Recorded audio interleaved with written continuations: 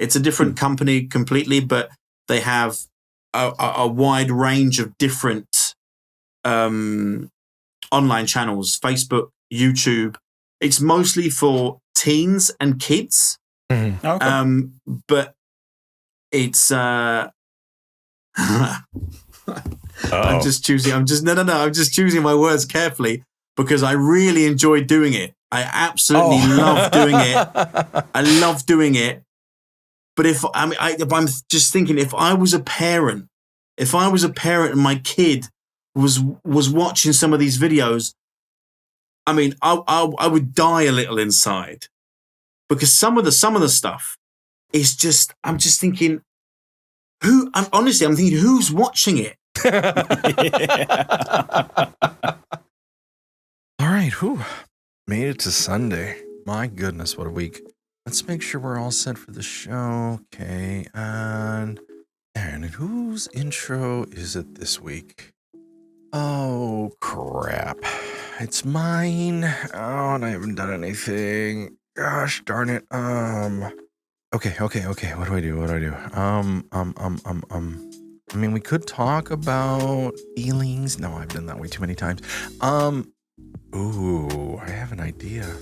Okay. We've talked about the evils of AI, but like most desperate college, high school kids needing to write an essay in the last second, let's see what happens. All right, quick Google search, Chat GPT. Oh, okay, I'm already signed in. Can you write me a story about a voice actor that includes a lesson learned about voice acting in 1,500 words? Whoa. Look at this thing go. Okay. Title: The Art of Voice. In the vibrant city of Melodia lived a passionate and inspiring voice actor named Alex. From an early age, he was captivated by the magic of voices, using his talent to mimic characters from his favorite cartoon and movies. As he grew older, Alex's dream of becoming a professional voice actor only intensified. To pursue his passion, Alex attended classes and voice workshops, honing his craft and perfecting his versatility. Despite his talent, getting voice acting gigs proved to be a challenging endeavor. The voice industry was fiercely competitive, with countless others vying for the same opportunities. One fateful day, Alex came across a flyer announcing a voice competition organized by the renowned voice director, Mr. Sullivan. The grand prize was a contract to voice a lead character in an upcoming animated movie, the break Alex had been waiting for. Filled with determination, he spent weeks preparing for the competition, researching the characters, practicing different interpretations, and seeking feedback from friends and mentors. The day of the competition, Alex found himself among a crowd of hopeful voice actors, each eager to showcase their talents. Some were seasoned professionals, while others were newcomers like him. Despite his nerves, Alex delivered a heartfelt performance, receiving applause and nods of approval from the judges. He left the competition feeling hopeful, but was aware of the stiff competition he faced. Days turned into weeks as Alex anxiously awaited the results. When they finally arrived, his name was not amongst the winners. Crushed by disappointment, he grappled with feelings of doubt and frustration. However, he refused to give up on his dream and decided to keep pushing forward. One evening, while browsing through social media, Alex stumbled upon an advertisement for a small radio play seeking voice actors. Without hesitation, he submitted his audition tape. To his surprise, the director was impressed by Alex's versatility and emotional range, offering him a role in the play. Though it wasn't a high-profile gig, Alex embraced the opportunity wholeheartedly. The radio play proved to be a stepping stone for his career, leading to more opportunities in commercials, video games, and other projects. He relished every moment, grateful for the chance to do what he loved. During one particular project, Alex crossed paths with an elderly voice actor named Mr. Johnson, a veteran of the industry. Mr. Johnson had lent his voice to iconic characters adored by millions over the decades. As they worked together, the seasoned voice actor noticed a passion and dedication in Alex's performances. One day, during a lunch break, Alex approached Mr. Johnson seeking advice from someone with such a remarkable career.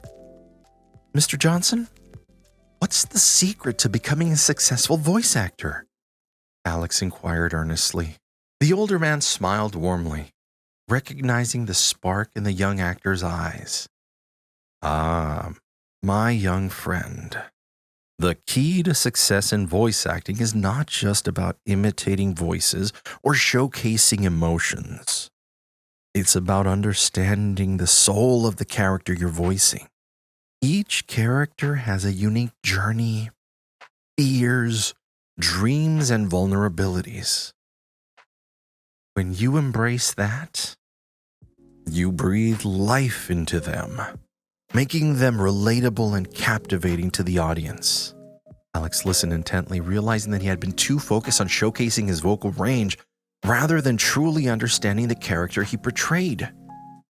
Mr. Johnson continued, "Voice acting is an art that requires empathy and deep connection. If you want to leave a lasting impression, delve into a character's essence and find their voice within yourself." With this newfound perspective, Alex began to approach his work differently. He devoted more time to researching characters, their backgrounds and motivations. He practiced empathy, trying to see the world from their perspective. As he embraced Mr. Johnson's advice, his performances reached new heights, earning him praise from colleagues and fans alike. One day, Alex received a call from Mr. Sullivan's office.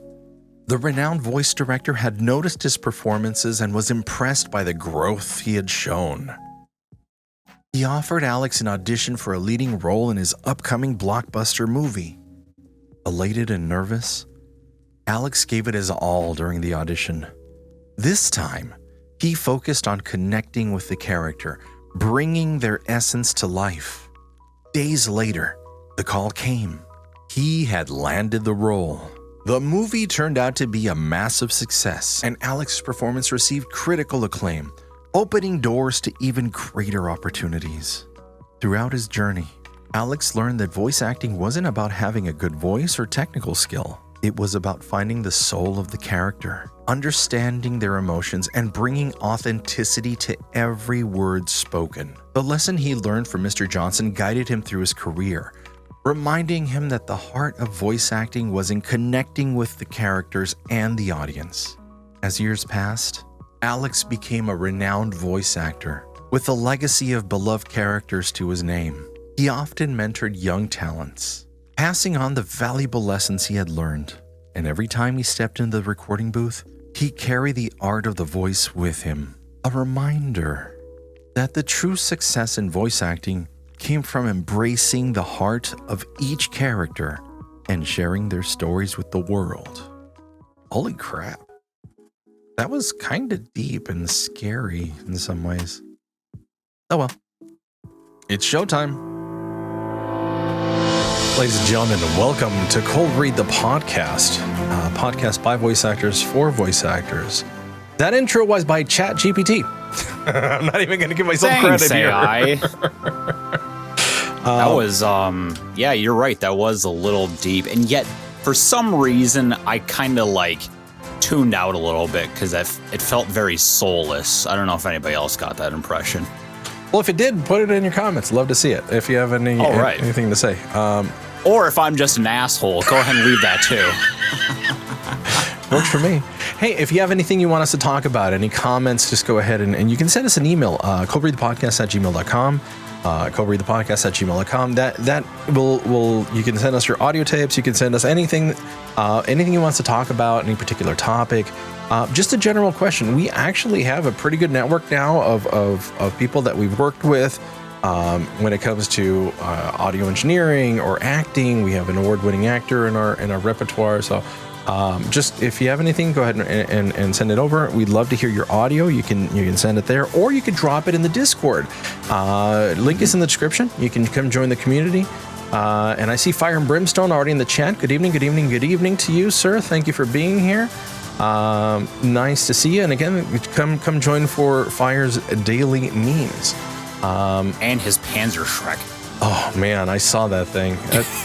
I can't even imagine having that in, like, you know, honey, the neighbors are acting up again. Here we go. You know, I just pray to God that, you know, no authorities are ever around that person's living space, because, you know, that's kind of a dangerous weapon. I know it's a replica, don't get me wrong, but, you know, to the untrained eye. Yeah, it looks absolutely real. And again, if you have no idea what we're talking about, come on, join us on the Discord.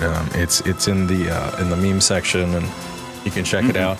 But let's get that with that out of the way. Let's go ahead and check in with. Wait, Renara's square is black. Elephant in the room here. So Renara experienced a power outage, so this may be a live feed from her apartment at the moment. We're not sure. There was some issues coming back online, so Renara, hopefully everything will be okay. We will talk to you next week. Let us know if you need help. All right, let's move on to our next co-host, Eldurrino. Wow, music's still going, and I got to you. There it goes. Nice. Yeah. Well, yeah, usually Renara is at this point, but hey, yeah, it's good to be here. Sorry I wasn't around last week. I was a little busy in Maryland, of all places. So yeah, it was literally just we needed a weekend getaway, so we just kind of ran down there and enjoyed ourselves on the beach and whatnot. So nice. Pretty cool. But as I said in my last intro, I was offered a job composing 2 soundtracks for 2 different shows. And yeah, that's I was not expecting that, and I'm still a little like leery on it, I guess, because the last time I got offered something like really awesome, it turned out to be a hassle and a half, and I almost lost my mind. Yep. And then the job went absolutely nowhere. You know, so yeah, so I'm gonna not hold my breath on this one, but either way, still a very exciting opportunity. Hopefully it ends up working out. I have not really been doing anything this week, sadly, though. I've just been working. Okay, well, no, I did complete a demo reel for somebody. I saw. Looking forward to listening to it in a couple of weeks. Yeah. It was very fun. I definitely changed some things in my process as to how not only I write the scripts, but as well as the technical aspect. And I think it sounds like 10 times better than my last one. So, nice. Which I think was that for you, Zamoody? I think my last one was from you. I don't remember. The commercial one was your first one. I think you've had a couple past that. Oh yeah, you're right. No, it was a different client, but in any case, yeah, improving each time. Yeah, absolutely. I guess that's the point. Yeah. So, yeah, that's all I have to say about that. Tell us how your last week was, Zamoody. You know, it's very nice of you to remember, because last week nobody remembered and everybody just stared awkwardly at me for a while. That was unfortunately, you know, I'm just getting back from work, still recovering from the COVID stuff. First week back, I mean, hit the floor running with new systems, and I was working 11, 12 hours a day. So, I mean, this literally did turn into like, I have no time to do anything else. The few hours that I had free, I discovered a game called Dave the Diver, and I can't get it out of my head. So what's the draw of that game? Because I know you recommended it, and it's very popular, but I'm hesitant. Okay, so it's 2 things in one. It's deep sea exploration, and it's restaurant management. So you go into the ocean, you fish the fish. You hunt all the fish, and the fish go to the sushi place.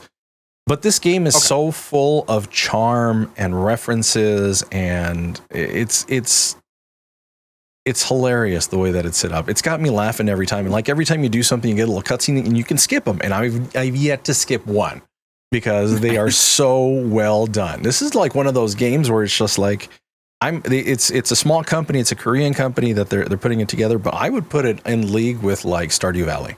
Okay. So I'm very in because it evolves. It's still like I'm on like the last chapter of the game, and I'm still getting new stuff to do. Interesting. Yeah. So totally worth it. $20, 30 hours at least. And that's just the main story plus everything else that goes on. So between that and like, commutes and everything, I have had no time to get in the booth. My voice is still, I mean, you heard this, that was a rough recording of me because my voice gets tired. I have breathing issues right now still. So I'm still just going to kind of sit back and relax and wait until everything gets out COVID wise. So I'm looking forward to that day. All that said and done, let's go ahead and thank you so much, Benjamin, for being so patient with us while we do this. Before we get started on your journey, how has your week been? My week? Well, first of all, thanks for having me. No, thanks. This is great. I'm very excited about this. My week has been rehearsals for a project which is only happening at Christmas. Oh, wow. But because the time is, the rehearsal time is so small towards Christmas, I've been rehearsing with a group, a vocal ensemble in Dresden. Nice. I'm based in Leipzig in Germany at the moment, so Dresden is about an hour away from here. And we've been doing recordings for the sort of National Library. So the National Library has old documents, parchments, music, all to do with Saxony and the area. And we've been recording the music so that when people are doing research, looking for things, they have an audio example of what they're looking at. Nice. Oh, sure. Wow. And then the Christmas thing is dialect music in local dialects with overtone singing, which is also something we're learning as part of these projects. Wow. So that's been my week. Wow. Yeah. Super busy week. Yeah, that sounds very rigorous. Out of curiosity, is before, I know we're going to get into it when we're talking, is VO your only source of income, or do you have a side job too? Or do you have an actual job, I should say? Or that always sounds weird when I say it that way. Well, no, but everyone says it that way. Yeah. What's your 9 to 5? My 9 to 5. Well, it depends. I think whether you're talking time, spent, income, I think there are two different things. I'm not even sure which one would be at the top of either of those lists. But my main thing, as it were, I studied musical theatre and then classical vocal studies and opera. Wow. So that was my kind of study period. First of all, in the UK, in London, Trinity College of Music, or Trinity Laban, I should say it's called now. And then in Leipzig, doing my masters and so on. Nice. So vocally, singing has been my main thing. Wow. A lot of vocal. I sing with a vocal ensemble here in Leipzig and with the one in Dresden, and teach as well. So as a vocal coach, I suppose is most of my time on a regular basis. And then because that I'm always kind of working freelance, working for myself in that regard. And thank God my students are, flexible in that regard, because then project-wise, I could be away for a couple of weeks. Could be away for longer periods. Wow. Commuting. So, and last year I started working with Anuna, which are an Irish ensemble. They're relatively well known. I suppose if you're into that music, they were the original vocalists on the original Riverdance show in the early 90s. So the Irish dancing show that then toured all over the world. Yeah. They were the first vocalists who recorded the music. So that ensemble, that group is still going. And again, it's kind of like everyone knows the music, or everyone's expected to know the stuff. Okay, we're in France in this case, which people can do the gig. We get there, we go through it, and then we do the gig, So all this stuff, if I'm lucky, they all slot one next to each other, and then I can be in the booth behind me whenever I'm at home. So that's quite handy, really. So basically, you get to make your own schedule, which is like everybody's dream. As far, yeah, I mean, it's it's the fully freelance thing, especially if it's a number of things running parallel, is obviously not everybody's bag. Yeah. Because you have to be, as much as you can be having fun this month and everything's running smoothly, and you're not thinking about next month. If you're not thinking about next month, then you're going to be like, oh, well, I've got a day off now. Oh no. Oh fuck, I've got a month off now. Right, what am I going to do? And then so it's just a different mindset. But it's it's sometimes it's amazing and sometimes it's infuriating. But I suppose awesome. You've just got to weigh those things out. Yeah. It sounds great. Right. Wow! Renara's back. Holy crap! Oh my god!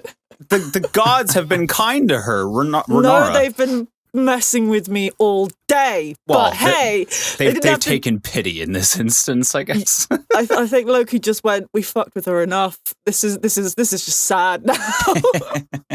I blame hell. Well, let's take this opportunity to say, how has your week been, Renara? Other than today, how's the rest of your week been? Oh, Zamoody. Oh no. Oh, Zamoody. Oh no. Well, I mean, I am now, a year older. Ah, yes. Happy birthday. Happy belated birthday. Oh. I don't celebrate my birthdays. I just kind of let it go by kind of silently. Oh, fuck off. I mean, come on. Okay, hold on. Let me give you some 5-year-older advice. Nobody cares that you don't celebrate your birthday. Just say thank you when someone says happy birthday. Okay, and I do. And I say thank you. Sorry, that was really That's aggressive. fine. It's okay. It's okay. That's our short, by the way. Less from you, Eldurrino. No. How do I sum this up? Let's just say it went from being okay to possible mental breakdown to this to I'm okay. So, all right. All about, stuff that I'm currently under NDA, so I can't actually talk about it. But I'm just going to say it's been very, very stressful. And the current process that I'm going through is a little different to what I'm used to. And I don't think that's a good thing. I'm sorry to hear. If that makes sense. But it's more the fact of they're willing to work with me with deadlines, even though they have said there's a hard deadline with things. But because of extra other stuff that has now come across my desk, they're going like, we understand. We'll work with you with this. And I'm like going, okay, cool. Yeah. All right. We'll see how this goes. So yeah. No, this lovely blackout. It was funny. I heard my neighbors start swearing the hell out of it because they were in the middle of mowing, and it was like I didn't freak out about that. It was then microphone stopped working, and then I started freaking out about that. These two sods are going because when my electrics go out, I freak the fuck out. But that's why I'm just going to sit here. I will neither confirm nor deny that was actually a word that was said. Okay. Well, yeah. I am also currently ill, so brain fog on top of that. So we're just gonna sit here, drink tea, and be like, "Hey, we're here. Hi, Ben. Hiya. Well, how's it going?" All right, fair enough. It's like you two have known each other for like the past few months already. That's we're nice. British. Yes. Is that where it comes from? Oh, okay. I don't know. Maybe it also. I don't know. I don't even know if it sounds similar, at least, I suppose. I mean, there's probably that. I mean, yes. I don't. Yeah, just ever so. I'm also drinking tea as well, but exactly. There you go. Yeah. We're both drinking tea. I think we're just sort of vibe clicking here. So yeah. Hi, Ben. All right. Let's put the wheels back on this bus and keep going, shall we? Thanks, Renara, for making it. Sorry you had so much trouble. It's good to see you. Oh, yeah. Benjamin, Ben, yes. Which one is better for you? Ben is absolutely fine, yeah. Thank you. I tend to shorten names, but now I ask for permission because I got in trouble for it. So talk to me about your journey in voice acting. How did you get started? So it was late 2020, and a college friend of mine from the UK who I hadn't seen in at least 4 or 5 years or heard from, she suddenly dropped my name in the comments of a post on Facebook. So and this is also on my website. I think there's a mention of it on my website, but it was an agency in the UK, I'm not sure where, who were looking for someone to do the German voiceover for children's educational videos on YouTube. Yeah. Wow. Right. Okay. Right. Yeah. And so, and she'd mentioned me, so I thought, okay, well, I'll send my stuff off. And I think I had to sing a song about raspberries and do a little short paragraph of something. And I just recorded this on my phone and sent it to them. And they, I think a few days later, I think as far as I can remember, all the days seemed to sort of merge into one huge lump at that time. Yeah. They said, oh yeah, this is great. And they introduced me to this thing, the world of Blippi. Blippi, okay. Yeah. Which is something I hadn't heard of at the time, I must admit. I mean, why would I have? I mean, I was already over 30, so not really, not often watching educational children's videos, you know. And so so I started working doing these videos, and I would get the scripts, and it started off just with the voiceover work. Okay. And then they also have these songs.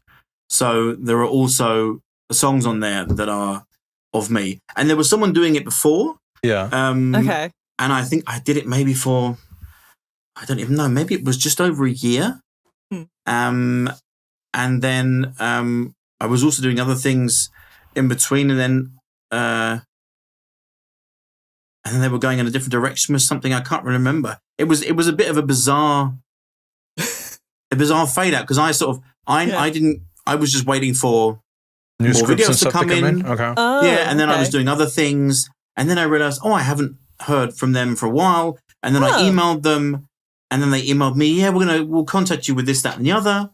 And I'm not sure whether I was supposed to then reply, but it kind of just fizzled out. Fizzled. Yeah. And so I wasn't necessarily upset about it at first, but then I was just, all the sort of usual things of, oh shit, have I done something wrong? Or so I checked all the emails again, and and then at some point it was I can't remember what the answer was to the email, but it was an incredibly British response to an email.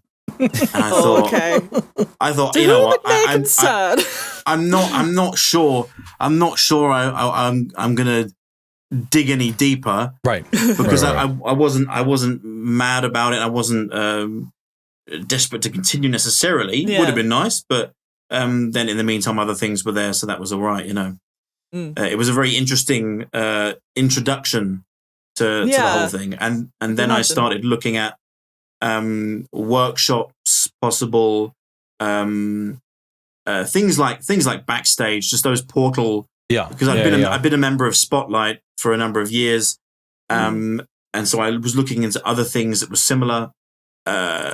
Certain websites you'll all know, which are kind of more towards these quick and the sort of gig economy stuff. Yeah. I was a little bit like, I'm not really sure whether I want to do that. Right. But there were, I did get some work through Backstage, for example, nice interactions, and, things where they were asking you, what do you take? Yes. And, as someone who had just started, that then forced me to, I was like, oh yeah, I hadn't really thought about that, because up until now, the rates were always very clear. Yes. But yeah, so it was a nice introduction into doing that, really. Nice. Wow. That's really cool. So it was a friend of yours essentially that's like, hey, your voice would fit for this, go for it. But I think she just knew that I was half German, so she thought they're looking for a German native speaker. Yeah.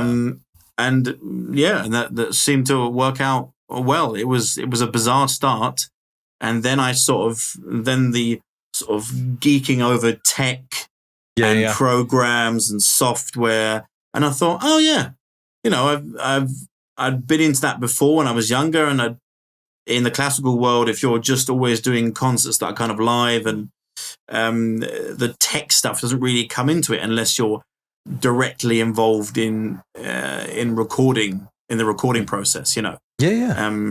So and then I kind of just built the stuff up and was looking for different avenues, really. Well, and that's usually the next question I ask, because you kind of, I mean, you obviously, you set everything in on your phone.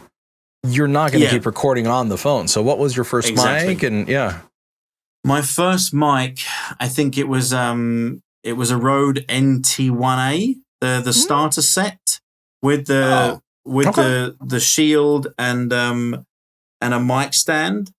And I started that where I just had the shield on my desk, the mic in the middle.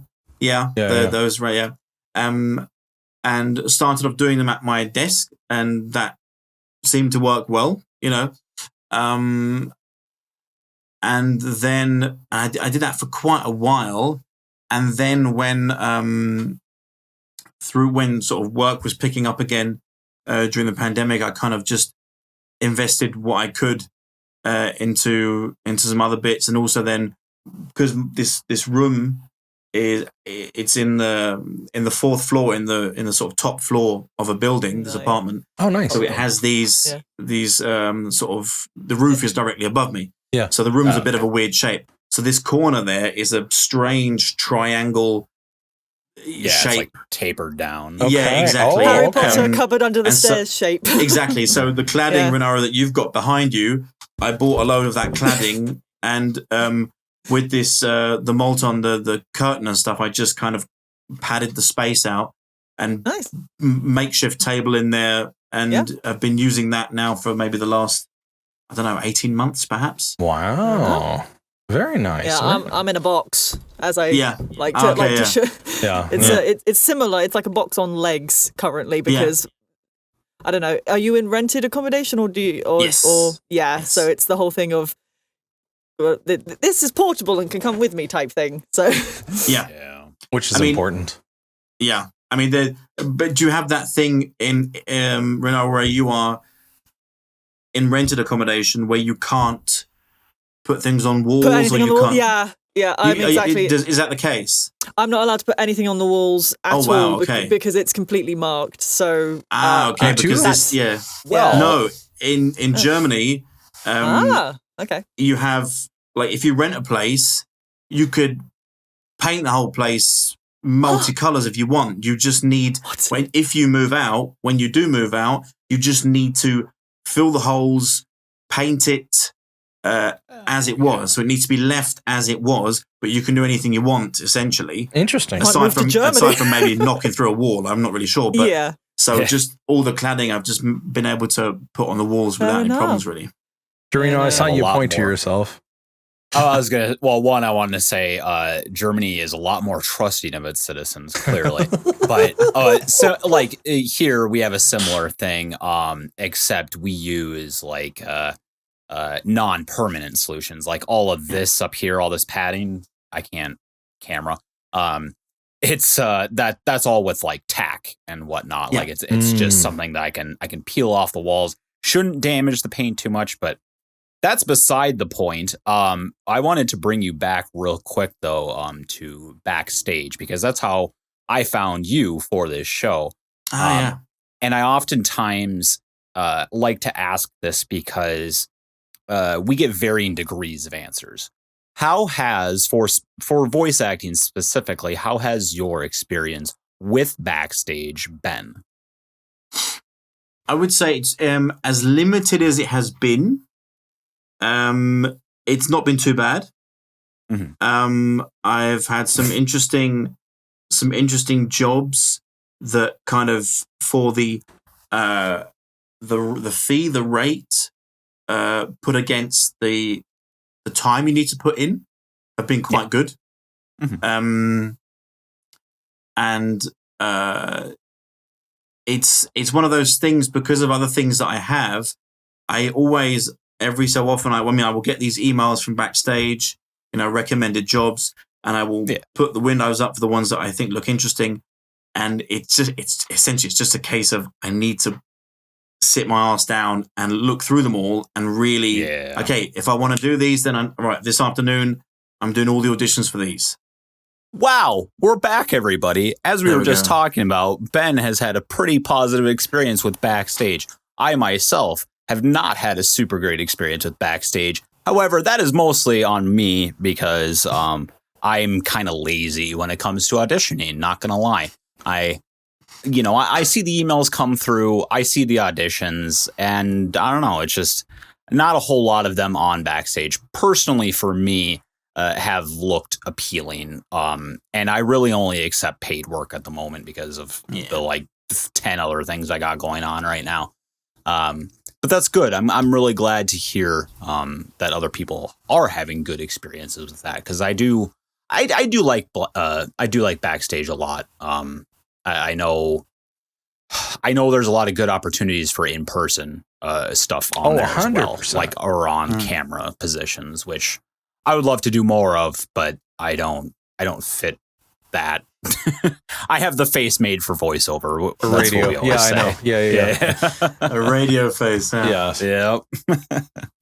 And it's funny because when I first started, one of the first things, my wife is kind of like my manager. She signed me up for the whole Backstage thing. Some things did come in and out, but the reality is, just like that and any other pay to plays, if you're not sitting at your desk and you're not jumping on these opportunities as they come in, you're not really gonna get much. Yeah. Right.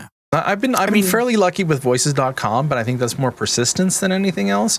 But I think I would work out better with that if I was sitting in my butt, with this available behind me for me to just jump in, do the recording, and then jump right out. Right. Yeah. That makes sense. Iron Brimstone says, see, when things work in the UK, they work great. When we have something like a power cut, everything goes to mayhem. I'm sorry to hear that. Weird opportunities. So, Benjamin, let's try to get back to your career. So, yes, you did Blippi for a year. Yes. Okay.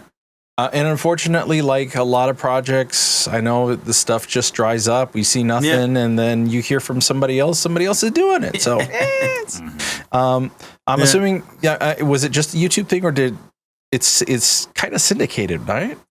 Well, it's grown to as far as I can tell, a much bigger thing now, with somebody else playing the character, because the original guy, I'm assuming, is busy running the shop. They have a live show that tours. Whoa! As far as I know, and when I was doing it, you could see in the system which different languages they were being done in, and there was Brazilian Portuguese, there was Spanish, there was German, French, Russian. They'd started Arabic, Italian. They were doing loads of languages. Wow. And so they had teams of people doing these, all around the world, essentially. So it was a big, and then I watched a couple of videos, just kind of towards the tail end of me doing it. Warehouses, they'd moved from somewhere in Washington State, I think, I'm not really sure, but they'd moved to a new place, and it was a warehouse with party merch, and wow, they had a Blippi moon buggy and things like this. It became massive, and I think he started it originally as just recording a character for his niece or his goddaughter or something. Yeah. And then people said, well, this will probably, put it online and see what happens. And I think this was 2016, so it wasn't that long ago, Yeah. When something takes off in social media, it just rockets. Yeah. That's crazy. And so outside of Blippi, what have you had any other roles that you're super happy about? What happened after Blippi? After Blippi, that was kind of, then things started happening kind of here more in person again.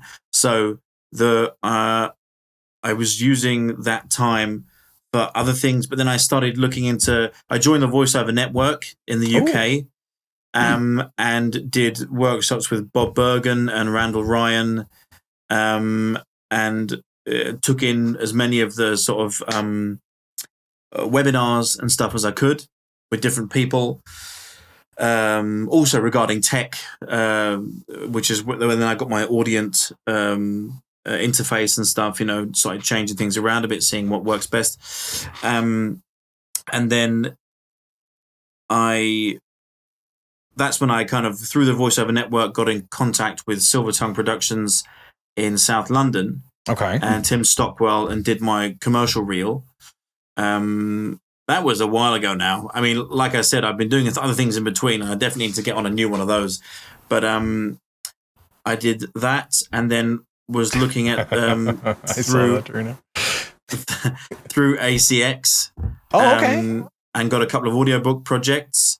And I don't know, maybe it was my kind of, I don't know, just probably just pure arrogance. I mean, I was looking, just generally speaking, for any projects that interested me. Mm-hmm. And then I thought, well, hang on. I mean, Eldurrino, like you said a second ago, because of everything else that's going on, you want to do a project well and in the time specified. Yeah. And, unless it's really something you're incredibly passionate about, the best way for that to happen on time is for it to be a paid gig that you can move 100%. Other things, put other things aside for. So I did a couple of the first project I did was one that wasn't a paid gig as such, but I fucking loved it. Greed by Tim Beeden, independent author, just started writing, I think, just before the pandemic, and it's kind of a Terry Pratchett style fantasy, as much for I suppose adolescents as for adults, and it just crazy amount of characters and good opportunities to do as many ridiculous voices as possible. Yeah. I'm working on the second one in that series at the moment, called Envy, so that's quite enjoyable. And the audiobook things, as much as it is an incredible time investment, often I find them, it's nice to be able to do something in your own voice, rather than thinking about, what fits that character. What fits that character, exactly, yeah. So what is generally the timeline for you to do a book? What was your average, do you know? Well, for that one, it was, I think the total time was almost 11 hours. And I think he was really very generous with that timing. And I think in total, officially, I had sort of 6 months. Okay. Like it was a long time. I started in the summer, and he said, look, I've put the deadline as Christmas, and I think I got that done within the space of a month, sort of spaced out. Okay. Yeah. Because I said to him, I've got these projects that I need to do. I need to be there. I need to do this. And I can only really record it at home. Right. So, and the same thing is happening now with Envy, and the other books had a very clear deadline, paid gigs, very clear deadline. And that was then much easier to say, okay, right, from 10 till 12 every day, at least. I'll do that much. I'll do this there. And then I just started, any spare time I had, I would just then carry on. I mean, often it wasn't the recording, it's the fucking editing. Yes. Which is good then, and then you realize, okay, I thought that bit I just did was amazing. And then you editing it, Jesus Christ, I couldn't sound more fucking bored if I tried. And then, and so it's a very, it also, I think it forces you, to confront your own voice, which is the same if you're videoing yourself for auditions, or if you're applying for things. And I mean, I still have really difficulty with looking at myself on camera, and if I'm doing a recording, or the hearing's not so bad. Yeah, that's okay. That's good, because you've only got the audio to worry about and not the visual as well. Yes. But that's that always obviously still takes the most time. Cool. The editing stuff. So would you recommend ACX for somebody starting out, or is that more kind of like a midpoint in career, in your opinion? I think starting out is is good Okay. on ACX. And I and even though, like I said, this arrogance of I'm only going to take paid gigs is I think it depends on the person, I suppose. I mean, for me, it was a good kind of mindset. But then as soon as a project came up that I was interested in, and even though it wasn't paid, I thought, well, I don't need the paid gig right now, so I can afford to do that. And I think that's a big thing. I think that's a huge fucking luxury. The amount of people that I know that are working 9-to-5 jobs because of where they live and because of what the cost of living is. The cost of living here is far lower than, for instance, in Berlin or in Hamburg, and far lower than in London. I mean, I can't really compare it. So that's something that is a luxury that I can do the stuff that I do. I don't need to work a job that is separate completely. So even though I'm teaching, I'm working as a vocal coach, I'm still in this creative space, so to speak, and not do it. I mean, I used to wait tables. I used to do event work, doing cocktails and bartending. And, as much as it can be interesting, it can, I mean, in my experience, some of the events that I was working for, especially, you think, I just hope that if I do have some success and I end up being one of these people who is at one of these events, I hope I'm not that much of a fucking arsehole. Because some of the, and this is why I've got friends now who are singers or actors or they're creatives and they're successful, and then they have this level of, well, I've worked hard and I deserve where I am, where I've got to. Yeah. But then they treat people who are in the service industry of some kind, I mean, in my opinion, awfully. Yeah. Yeah. So, but that was a nice start before then. I'm pretty sure I've just rambled. I've no fucking idea where I was going. You know what? I'll be nice because Ren isn't here, so I'll do this. Ren rambles. See, Ren, you got one when you weren't here. All right. Yeah. And don't get me wrong, I love everything you're saying because it really does. It paints the story of your journey, and it's you've done your time. It's basically what you're saying is you've already paid your dues when it comes to that stuff. And I love that you can have that freedom to be creative and it's awesome. That's absolutely awesome. It's lucky.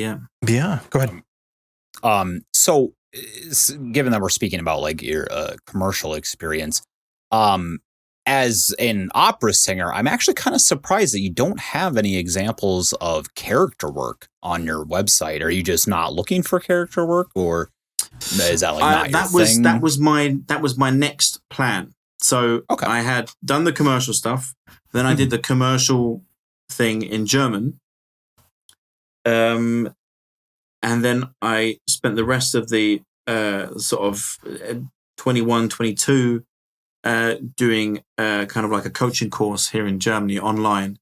The VO stuff here is a little different, especially if it's voice acting work in film and TV. It's usually it's usually people who've come from an acting background solely, rather than I've started as a voice actor and I'm going through that, in that direction only, through that sort of on that path.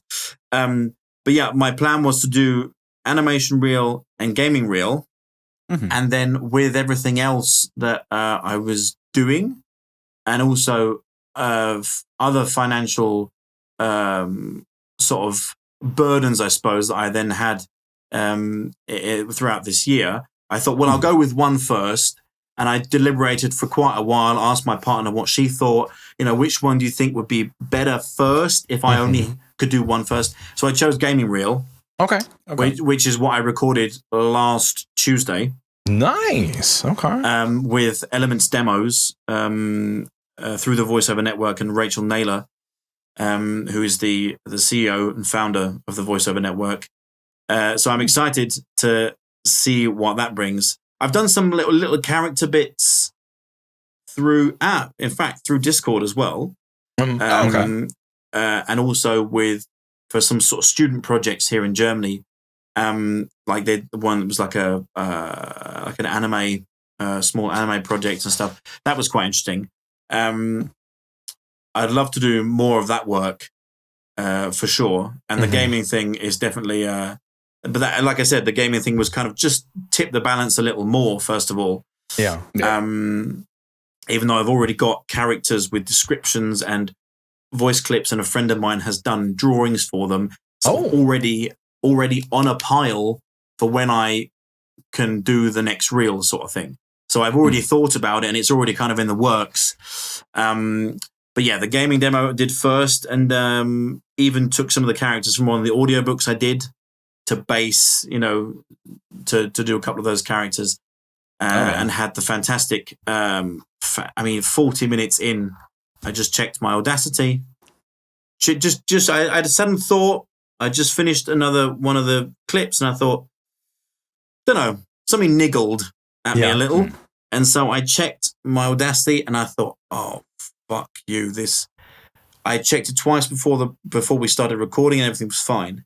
And the symbol that was highlighted before was not highlighted anymore. Oh no! And I had no idea why. So for a second, I'll ask her to keep that clip. I just spent 2 or 3 minutes just saying the word fuck. And she was asking me what's going on, what's the matter. And I was like, oh fuck no, and I couldn't answer. I was just and I had a small panic attack. And checked everything, but for some reason it was fine. But the indication was that the microphone had stopped being in use, and my laptop mic was apparently in use according to the software. And so I was expecting it to be this horrible, tinny shitstorm fucking mess, and it wasn't. Nice. So I was like, I don't know what just happened, and then we took a break because I was like, I need 2 minutes. I'm sweating here, and I need 2 minutes to just collect myself before we continue. But yeah, so I'm interested to see how that gaming demo comes out, because I know the people that Rachel works with are good. I've heard some other bits that they've done. I'm really liking that. So see how that goes. But yeah, character work is definitely that's where you want to be. Definitely the next one. Yeah. I'd love to be doing that sort of stuff, because it's it's so much fun. Yeah. Oh yeah. And hopefully, I mean, if anything, your momentary rage could be used in the reel. You never know. Yeah. Now you know next time. Yeah. There's enough moments in there that I could channel that. I mean, I'm doing a character work at the moment. Similar thing to Blippi. It's a different company completely, but they have a wide range of different online channels: Facebook, YouTube. It's mostly for teens and kids. Mm-hmm. Okay. But it's I'm just choosing my words carefully, because I really enjoy doing it. I absolutely love doing it. I love doing it. But I'm just thinking, if I was a parent and my kid was watching some of these videos, I mean, I would die a little inside, because some of the stuff is just, I'm just thinking, I'm thinking, who's watching it? Like the kid stuff I completely understand. It's like a lot of children's stuff is, especially nowadays. I mean, when I was a kid, it was like it was different. It was a lot more analog, and now a lot things are kind of simpler and a little more digital. And of course, how things kind of change in that way. But some of the stuff for teens, I showed it to a friend of mine yesterday, in fact, and she was like, "And this is for young teenagers?" I was like, "Yeah." And she was like, "It's so fucking like it's just porno the whole time, like in terms of all the references, all the way the pictures are presented. Yeah, it's all it's all colorful and like rainbows and funny and little skits. But if you're an adult, And you're looking at it. And you're looking at it, you're thinking, oh my God, like, why is, I mean, you could eat a banana in a different way. You know, you don't have to, you know, and if you combine that with that's not new. If you watch old kids TV from the 70s and 80s, you're thinking, this is fucking dirty. And of course, the kids are not thinking that at all. It's all fun and, you know, colors and everything else.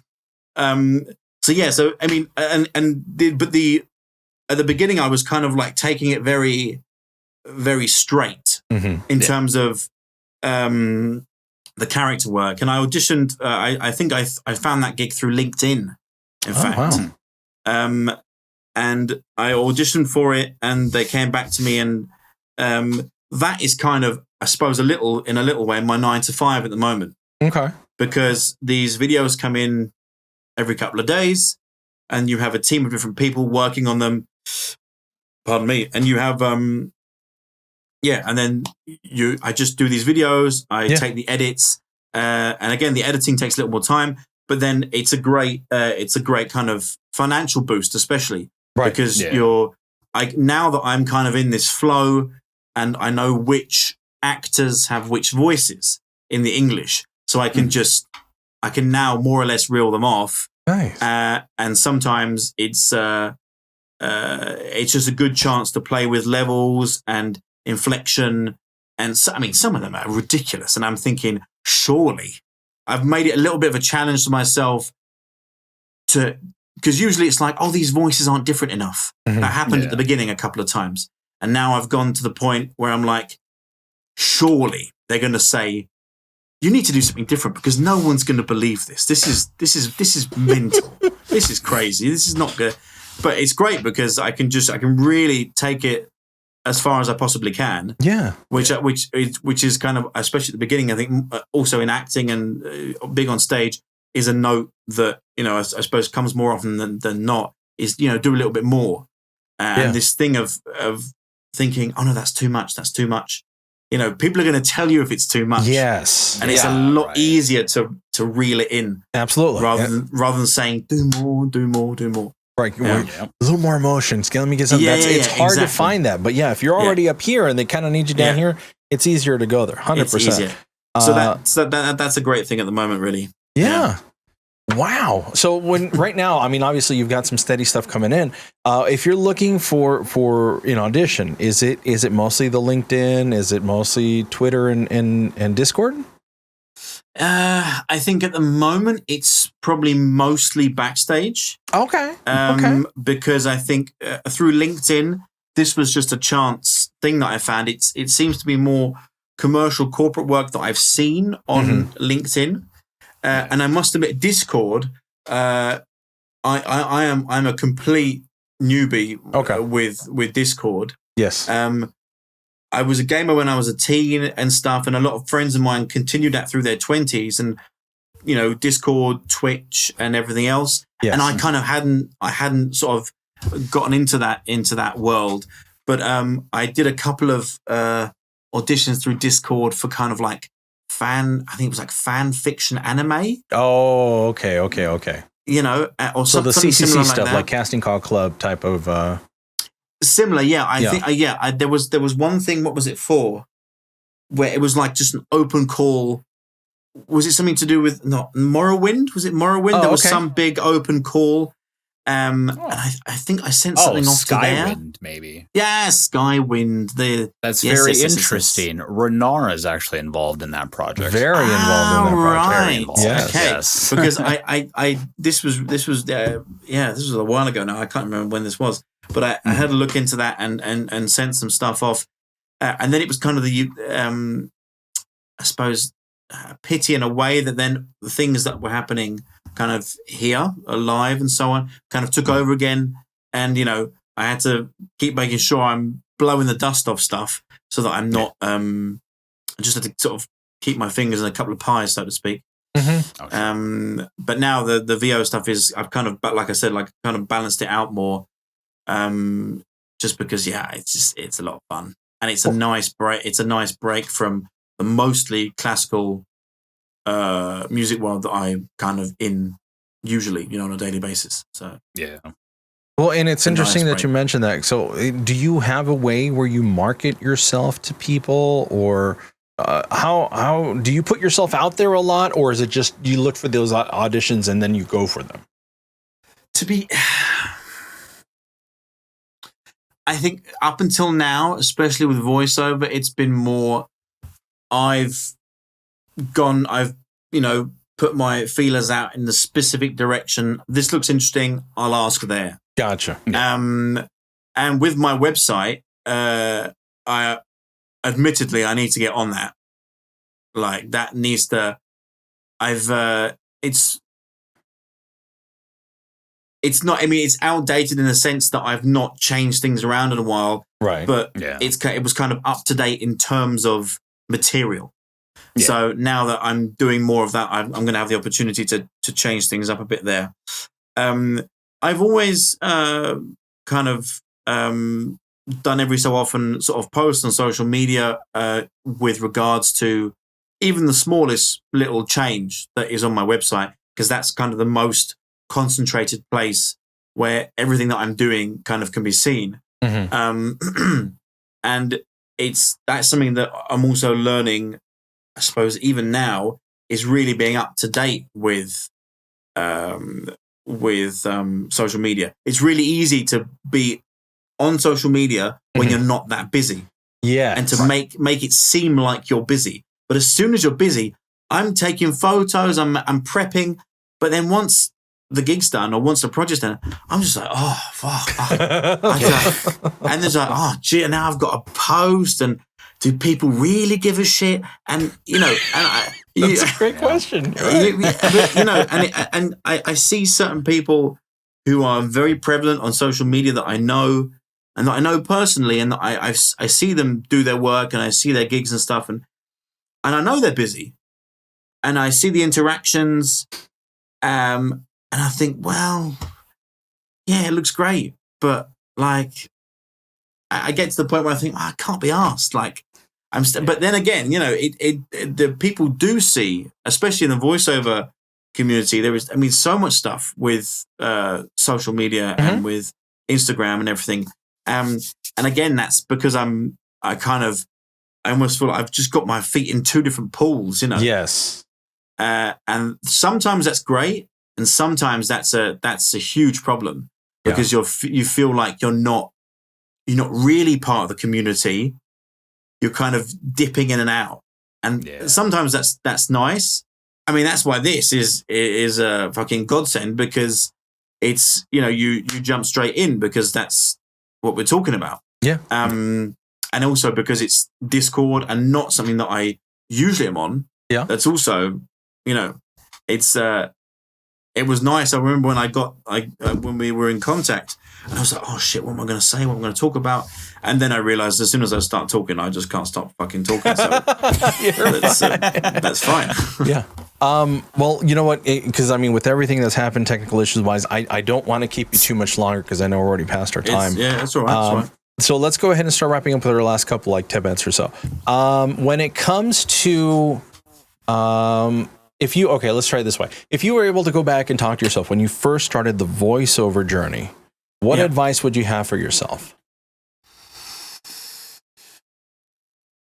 I would say that even if you have the smallest kind of want to try something out, to just do it. And if because people are going to say, oh, I don't think you're ready, or try this instead first of all. Mm-hmm. And I think you can. I think it's all about small steps first of all.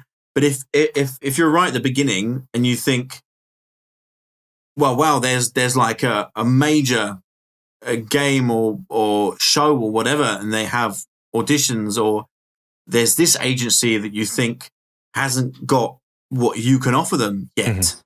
And even if it could be the biggest agency in the world, whatever, it's not going to take you that much more time to write one more email, or to have contact with one more person. And I think as long as you do your research in that regard, It doesn't matter because people are, you can't expect, all this, the old age adage of, you write 100 emails and you might get 2 replies. Yeah. If that. And I mean, that's fine, but you've got to, I think if you want to do it and you've got to know this stuff, you just got to expect that. But I think if you want to do it and you have that, you take your initiative and just, Yeah, it's no different than auditioning because, I mean, it takes 100 to 200 auditions to get 1 or 2 even, considerations or callbacks. So take the opportunity. You never know where it's going to come from. It's great advice. Very awesome. Just run with it. Yeah. And not to be worried about. They might. I'm at the beginning. They might think it's not worth it. Yeah, they might think it's not worth it, but they might actually reply to you and say it's not worth it. Try this. Right. So if even that sort of comment, it would be worth taking the few extra minutes to write that email to get in contact with that person. And it's funny because we've heard of a lot of people saying, well, I auditioned for this, but they're like, hey, why don't you try this role? Well, it's exactly the same way. Exactly. Yeah. So, I mean, if you're, because it's, they still gain from that, They keep you in mind for the future. I've also heard a lot of people say like, hey, I've loved your work. We just haven't found the right opportunity. Thanks for reminding me that you're around. Try this out. So all that networking and everything absolutely helps out in the long run. Exactly. I mean, I got one of the first workshops I did, which was with a company in New York. Just a general voiceover workshop that I created my own reel for. I just took a few characters and did a little small reel at home. And with the producer who was doing that workshop, the great thing was that he actually said and then did give individual feedback to every person and wrote them an email and said this and that. And I said to him that I'm new to voiceover, but not necessarily to performing, to acting and so on. Right. And so he said, well, look, for this audiobook, I think you'd be great. So try this. And I hadn't even started with ACX at that point. So, and I think it was only the producer, the company that he was working for, the client of his, I think they just wanted someone with like at least 5 audiobooks. And I think I'd only just done 1. So the gatekeeping, the catch-22s with that stuff, it's bad. But then again, I just thought, well, this is a guy who, we've now in some sort of correspondence with one another, and I can come back once I've done those books and say, bang, here we go. Yeah. Just a small reminder, as it were. Yeah. Very cool. Do you ever get the question, what I want to get into voice acting, what do I do? What's your standard response? A couple of people here in Germany have asked me that. Okay. And they're all English and German speakers, which is, good than have a couple of languages under your belt. I've said to them, well, try these if you're looking for, if you're just completely fresh, I gave them a list of these websites that you can, these are portals that you can get jobs from. And they were just wanting to test things out, So I said, well, look, have a look at these. You've got a mic at home. You've got, whatever software it might be. There are so many that you can use even for free.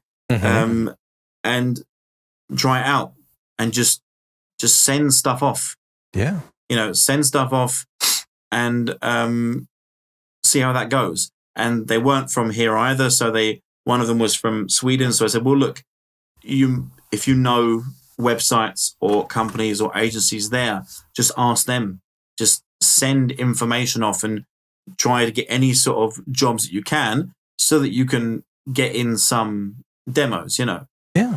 And also just trying out characters based. I mean, one of them was an opera singer. And I said to her, well, you've got these favorite roles, these favorite characters. Why don't you just do based on these characters? You know them so well. They're all different. They're all archetypal. They're all ridiculously big, larger than life. Try them out and see and see if you can just share them and see what happens. Cool. Very well cool. said. Yeah, absolutely. Eldurrino, questions for our guest? 2 of them. First off, completely separate from voice acting. I don't know how long you have been or had been playing clarinet, but I need to know, what is your favorite piece to play on clarinet? Oh God. My favorite piece when I was playing regularly was a clarinet concerto. Is that it? Was it? It was a piece by Gerald Finzi. Okay. I'll think of that So name. sort of 20th century. Was it 20th century? Yeah, early 20th century piece. That was one of my favorite, just because it was one of those ones. I haven't played clarinet regularly in a while now. Me either. When I was when I kind of stopped playing regularly and having lessons, and I played every so often, that was the sort of one piece that I could recall. Mm-hmm. Sure. I can see the music in front of me, the first few bars, but I can't remember what the tune was. Oh, sure. Yeah. I think for myself, it's a tie between Molly on the Shore by Percy Granger, because it's fast and chaotic and Irish. And then, oh God, what's it called? October by Eric Whitacre. Eric Whitacre, yeah, of course, yeah. Oh, that piece is so moving. Like, I've only played it, I think, once, like in concert anyways, and that song is stuck with me. And this was like 14 to 15 years ago now that I did that. So, but I mean, it's certainly stuck with me. And then my last question for you, possibly the most important question of this entire interview, is what is your favorite pizza topping? Oh, there's a pizza chain in Germany called L'Osteria. Mm-hmm. And they have these pizzas that are bigger than the plates. They are thin base and fucking massive, and they're made.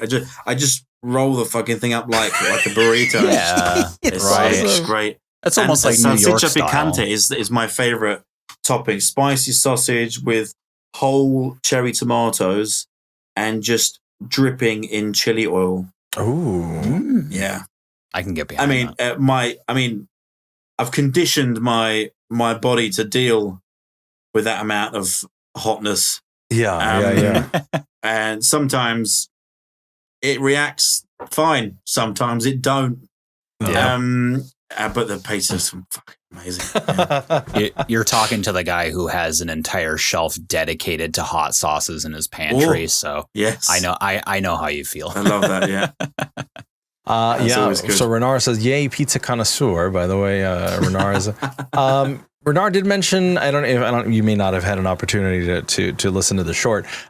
She's asking, "Did I get the German right in my short?" And if not, I'll send you a link to it later. And we can. You can talk to her. Yeah, I know. I don't think I caught it. No. Oh, no worries. The other question that Renara had is, what was your favorite role that you've done thus far, and what have you learned from the role?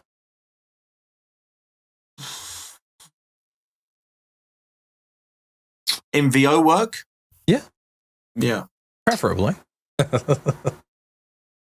Yeah, I think my favorite role was a short gig that I did for a company in the States, which was like an educational VR experience. And neat. It was to do with mathematics. Yeah. But the character who would virtually be guiding these kids around this space to learn maths was a guy called Alex from Berlin. So he had a very slight German accent, and I had to just do this thing. It was very, very, very, very mellow and very, but incredibly German, yeah. And that was a lot of fun. So I think that was my favorite so far. Yeah. Nice. But I think that's awesome. I mean, coming up, we'll see how the gaming reel is. But my favorite will definitely be the villain, because he's based on this character from Greed by Tim Beeden, and like a a middle-aged lord of the manor, a complete sadist, lover of books, but a complete a megalomaniac sadist, and just so much fun.